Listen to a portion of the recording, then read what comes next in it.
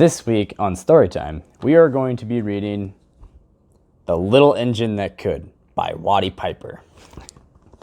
Classic. All right. Here we go.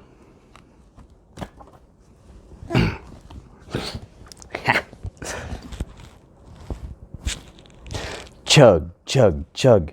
Puff, puff, puff. Ding dong, ding dong. The little train rumbled over the tracks. She was a happy little train, for she had such a jolly load to carry. Her cars were filled full of good things for boys and girls. There were toy animals, giraffes with long necks, teddy bears with almost no necks at all, and even baby elephants. There were dolls with blue eyes and yellow curls, and dolls with brown eyes and brown bobbed heads, and the funniest little toy clown you've ever seen. And there were cars full of engines, airplanes, tops, jackknives, picture puzzles, books, and every kind of thing boys and girls could want. But that was not all. Some of the cars were filled with all sorts of good things for boys and girls to eat. Big golden oranges, red-cheeked apples, bottles of creamy milk for their breakfast, fresh spinach for their dinners, peppermint drops, and lollipops for after-meal treats.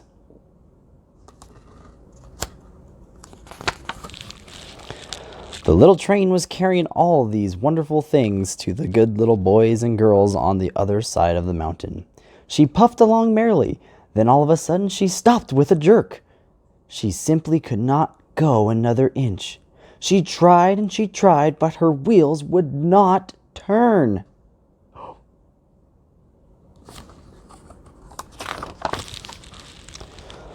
What were all those good little boys and girls on the other side of the mountain going to do without the wonderful toys to play with and the good food to eat?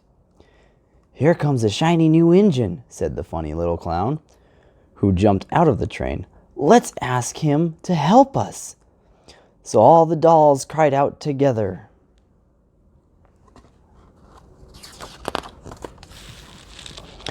"Please, shiny new engine, won't you please pull our train over the mountain? Our engines have broke down, and the boys and girls on the other side won't have any toys to play with or good food to eat unless you help us."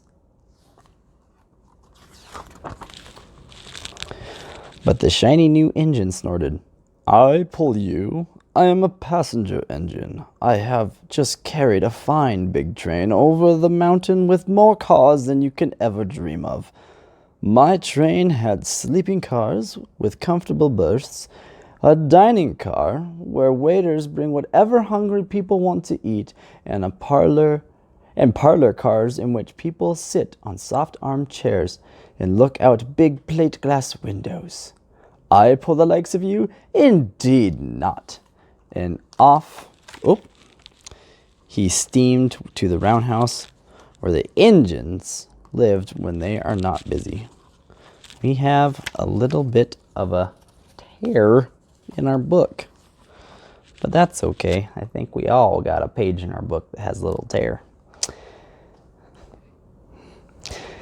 How sad the little train and all the dolls and toys felt. Then the little clown called out, "Passenger engine is not the only one in the world. Here is another. The engine coming is a great big strong one. Let us ask him to help us." The little toy clown waved his flag, and the big strong engine came to a stop. "Oh, please, big engine," cried all the dolls and toys together. "Won't you please pull our train over the mountain? Our engine has broken down, and all the good little boys and girls on the other side won't have any toys to play with or good food to eat unless you help us." But the strong engine bellowed, "I am a freight engine. I have just pulled a big train loaded with machines over the mountain. These machines print books and newspapers for all grown-ups to read. I am a very important engine indeed. I will not pull the likes of you." And the freight engine puffed off. Oh no! Off indignantly to the roundhouse. The little train and all the dolls and toys were very sad. "Cheer up," cried the little toy clown. "The freight engine is not the only one in the world. Here comes another. He looks very old and tired, but our train is so little, perhaps he could help us." So little toy clown waved his flag, and the dinghy, the rusty old train, oh boy, engine stopped. "Please, kind engine," cried all the dolls and toys together, "won't you please pull us over the mountain? Our engine has broken down, and all the boys and girls on the other side won't have any toys to play with or good food to eat unless you help us." But the rusty old engine sighed. "I am so tired. I must rest my weary wheels. I cannot even pull a little train as yours over the mountain. I cannot. I cannot. I cannot."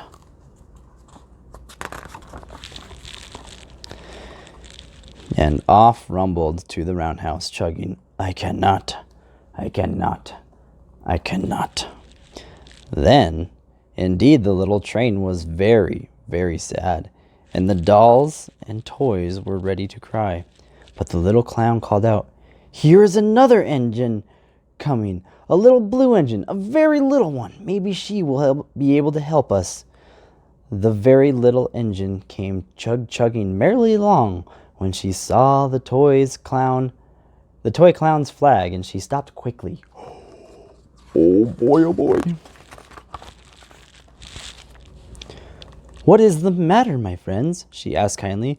"Oh, little blue engine," cried the dolls and toys, "will you pull us over the mountain? Our engine has broken down, and the good little boys and girls on the other side won't have any toys to play with or good food to eat unless you help us. Please, please help us, little blue engine." "I'm not very big," said the little blue engine. "They use me only for switching trains in the yard. I have never been over the mountain, but we must get over the mountain before the children awake," said all the dolls and toys. The very little engine looked up and saw the tears in the doll's eyes, and she thought of the good little boys and girls on the other side of the mountain who would not have any toys or good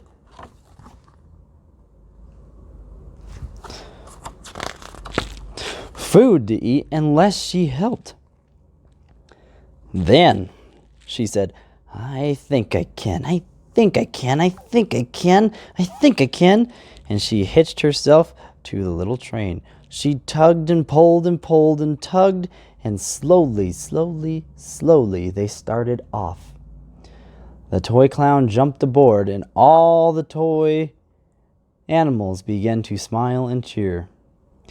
Puff, puff, puff. Chug, chug, chug, went the little blue engine. "I think I can, I think I can, I think I can, I think I can, I think I can, I think I can. I think I can, I think I can, I think I can, I think I can." Up, up, up, faster and faster and faster and faster the little engine climbed until at last they reached the top of the mountain, and down in the valley lay the city. "Hooray, hooray," cried the funny little clown and all the dolls and toys. "The good little boys and girls in the city will be happy because you helped us, kind little blue engine."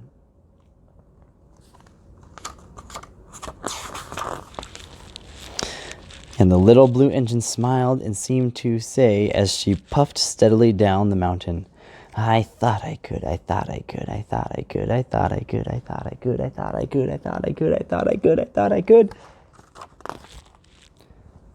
And the end. Thanks for joining me for story time.